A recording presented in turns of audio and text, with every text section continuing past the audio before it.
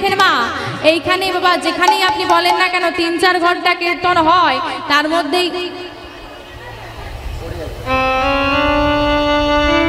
আর যদি খুঁটি থাকে, যে প্যান্ডেলে খুঁটি বেশি সেই প্যান্ডেলে ভয়, ওই খুঁটির গড়াগুলো বেশি করে লক্ষ্য রাখতে হয়।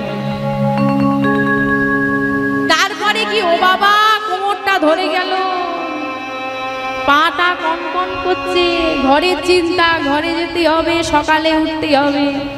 এক মা বাড়ি যাবে, পাশের মাকে খোঁচা দিচ্ছে, ও দিদি চলো না, সকালবেলা তোমার দাদা অফিসে যাবে, রান্নাটা আমাকেই করতে হবে সকালে উঠে, ওই কীর্তনিয়া গিয়ে করে দেবে। এই চিন্তা। আজকে ছোট্ট কুবের মা, ছোট্ট কুবের সারা রাত কৃষ্ণ কথা শুনছে, ঘুম নেই।